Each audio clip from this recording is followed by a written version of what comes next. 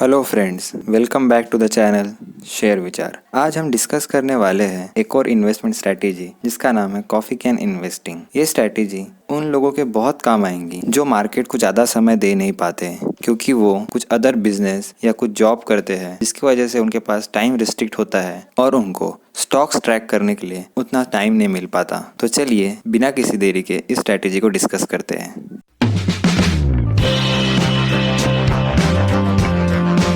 जब stock market नया आया था तो उस टाइम पे बिगिनर्स स्टॉक्स को जो फिजिकल फॉर्मेट में अवेलेबल होते थे, यानी कि एक रिसिप्ट मिलती थी जब आप स्टॉक बाय करते हो, तो उस टाइम पे जैसे एक गोल्ड को छुपा के रखते थे, तो वैसे ही बिगिनर्स स्टॉक्स को बाय करने के बाद उसके रिसिप्ट को एक कैन के अंदर छुपा के रख देते थे। तो वहाँ से ये कॉफ़ी कैन इन्वेस्टिंग टर्म आया है।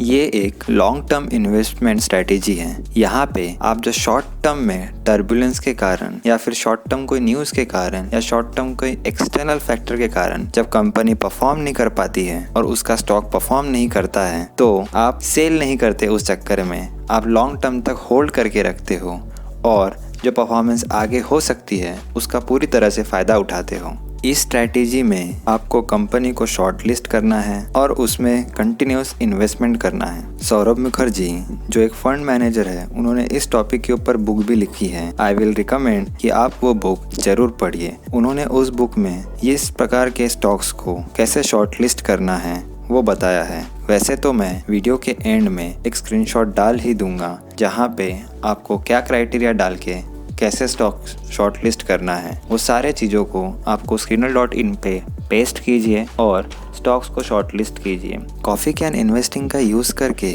वॉरेन बफेट ने कोको कोला में इन्वेस्ट किया था, जो अभी तक होल्ड करके रखा है। उनकी वो 80s की इन्वेस्टमेंट अभी तक होल्ड करके रखी है।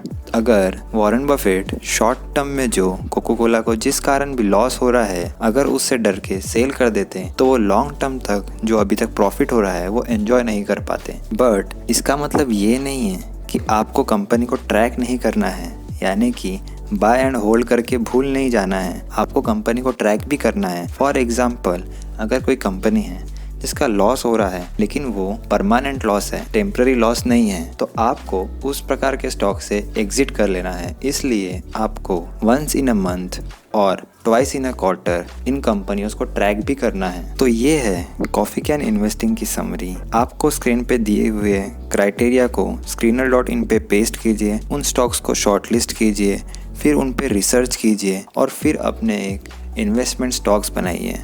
उसके बाद उन्हें ट्रैक कीजिए। अगर आपको ऐसा लगे कि कोई भी कारण से कंपनी को परमानेंट डैमेज हो रहा है, यानी कि सपोज कंपनी का मैनेजमेंट में कुछ चेंजेस आ गए हैं या कंपनी को एक्सटर्नल फैक्टर के कारण उभरने में काफ़ी टाइम लगेगा, तो आप उस स्टॉक से एग्ज़िट कर लीजिए। आशा करता हूँ कि आपको ये वीडियो अच्छी तरह समझ में आ गया होगा और आप इस स्ट्रैटेजी का यूज़ करके अपने लिए स्टॉक्स इन्वेस्टमेंट देखेंगे। अगर आप वीडियो में नए हों और आपको वीडियो से कुछ सीखने को मिला है तो प्लीज़ वीडियो को लाइक कर दीजिए और चैनल को सब्सक्राइब करना ना भूलिए। तो मिलते हैं नेक्स्ट वीडियो में। Peace out.